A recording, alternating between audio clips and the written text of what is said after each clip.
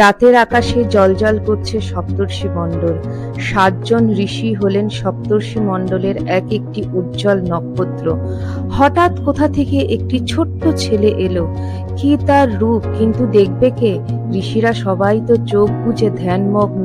ছোট্ট ছেলেটি এগিয়ে গিয়ে দুহাত মেলে একজন ঋষির গলা জড়িয়ে ধরল। অনেক আদর করে ডাকার পর ঋষির ধ্যান ভাঙল। ঋষি চোখ মেলে চাইলেন। ছেলেটির খুব আনন্দ হলো। গলা জড়িয়ে ধরে ঋষিকে বললেন, আমি যাচ্ছি, তোমাকেও যেতে হবে। ছেলেটির মিষ্টি কথায় ঋষি না করতে পারলেন না, রাজি হলেন।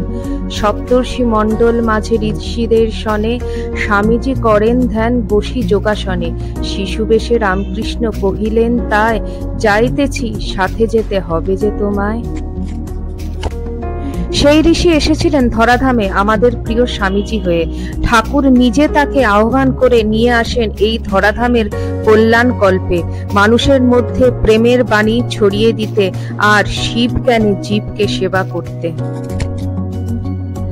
নমস্কার, live stories with Soma YouTube চ্যানেলের পক্ষ থেকে আপনাদের স্বাগত জানাচ্ছি আর একটি নতুন ভিডিওতে। এই ভিডিওতে থাকবে কুমারী পুজোর সম্পূর্ণ ইতিহাস, স্বামীজির প্রথম কুমারী পুজোর ইতিহাস এবং অবশ্যই বেলুড় মঠের কুমারী পুজোর ইতিহাস। প্রচলিত পৌরাণিক ইতিহাস অনুসারে কোলাসুরকে বধ করার মধ্যে দিয়েই কুমারী পূজার প্রচলন হয়। কোলাসুর একসময় স্বর্গ ও মর্ত অধিকার করে নিলে দেবকুল মহাকালীর শরণাপন্ন হন। দেবতাদের আবেদনে সাড়া দিয়ে দেবী পুনর্বার জন্মগ্রহণ করে কুমারী রূপে কোলাসুরকে বধ করেন। তারপর থেকেই কুমারী পুজোর প্রচলন হয়। দেবী জ্ঞানে যে কোনো কুমারীকেই পূজা করা যায়। সেকালে মুনি ঋষিরা কুমারী পূজার মাধ্যমে প্রকৃতিকে পূজা করতেন। প্রকৃতির মানেই হচ্ছে নারী। মহাভারতের যুগে অর্জুনেরও কুমারী পুজো করার বিবরণ পাওয়া যায়। একদিন বেলুড় মঠে বেলগাছ তলায় বসে স্বামী বিবেকানন্দ দেখেন নৌকো থেকে নেমে মা দুর্গা বেলুড় মঠে প্রবেশ করছেন। তারপর স্বামীজি স্বামী ব্রহ্মানন্দের কাছে মঠে দুর্গাপূজার ইচ্ছা প্রকাশ করেন। স্বামী ব্রহ্মানন্দ তাকে জানান তিনিও মা দুর্গাকে বেলুড় মঠে প্রবেশ করতে দেখেছেন। তারপরেই মঠে দুর্গাপূজার সিদ্ধান্ত হয়। তখন 1901 সাল। 1901 সালেই বেলুড় মঠে প্রথম দুর্গাপূজা অনুষ্ঠিত হয়েছিল। সেই বছরেই অর্থাৎ 1901 সালেই বেলুড় মঠে কুমারী পূজা আরম্ভ করেছিলেন স্বামী বিবেকানন্দ। মঠে দুর্গাপূজার ব্যাপারেও তিনিই ছিলেন সবথেকে বেশি উৎসাহী। প্রথম বছরের পুজোয় মঠে উপস্থিত হয়েছিলেন স্বামীজির জ্যান্ত দুর্গা শ্রী শ্রী মা শারদা দেবী। তারই নামে পুজোর সংকল্প হয়েছিল। আজও শ্রী শ্রী মায়ের নামেই পুজো সংকল্প করা হয়। বেলুড় মঠের দুর্গাপুজোর অন্যতম আকর্ষণ হলো কুমারী পূজা। অষ্টমীর দিন সকালে কুমারীকে গঙ্গা স্নান করিয়ে গায়ে গয়না, পায়ে আলতা, কপালে চন্দন, হাতে পদ্মফুল এবং লাল বেনারসি পরিয়ে দেবী রূপে সাজানো হয়। ওই কুমারীর মধ্যে দিয়েই খোঁজা হয় দেবী দুর্গাকে। শ্রী রামকৃষ্ণের ভাবনা থেকেই বেলুড়ে কুমারী পূজার শুরু। বেলুড় মঠের কুমারী পুজোর সঙ্গে মিশে রয়েছে অনেক ইতিহাস। এখানে পুজোর সময় খেয়াল রাখা হয় অভুক্ত থেকে কুমারী যেন কষ্ট না পান। প্রচলিত বিশ্বাস অনুযায়ী পূজিতা কুমারী খাবার খেলে তা বিশ্বভুবনকে খাওয়াতে হয়। পাশ্চাত্য দেশে স্বামীজি দেখেছিলেন নারীদের প্রতি সমাজের উদার এবং আধুনিক মানসিকতা, কিন্তু দেশের তৎকালীন হিন্দু সমাজ বিবেকানন্দের পশ্চিমী মানুষের সঙ্গে মিশে যাওয়া মেনে নিতে পারেননি। বেলুড় মঠে দুর্গাপুজো তথা কুমারী পুজো আয়োজন করে স্বামীজি দেবী দুর্গার আরাধনা ও কুমারী পূজার মাধ্যমে এ দেশের নারীদের প্রতি অবহেলা ও প্রাচীন মানসিকতা দূর করতে চেয়েছিলেন। সেদিন শ্রী শ্রী মা শারদা দেবীর উপস্থিতিতে কুমারী পুজো করলেন তার প্রিয় সন্তান নরেন। দুর্গাপুজোর অষ্টমীর দিনের অন্যতম আকর্ষণ হলো কুমারী পুজো, কিন্তু স্বামীজি সে বছর অষ্টমীর দিন ভগ্ন স্বাস্থ্যের কারণে কুমারী পুজো করতে পারেননি। তিনি কুমারী পুজো করেছিলেন পরের দিন। মাতৃ আরাধনায় কুমারী পূজার চল বহুদিনের। কালী পুজো, জগদ্ধাত্রী পুজো, অন্নপূর্ণা পুজোর সময়ও কুমারী পূজা দেখা যায়।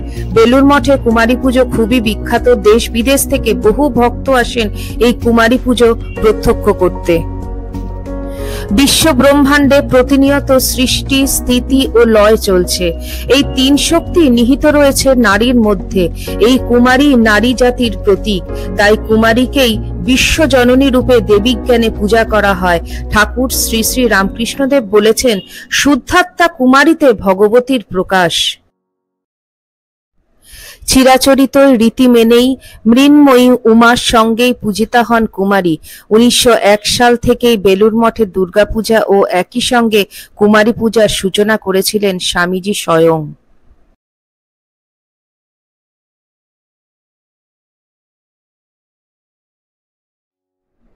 তবে 1901 সালের আগেও স্বামীজি কুমারী পূজা করেছিলেন।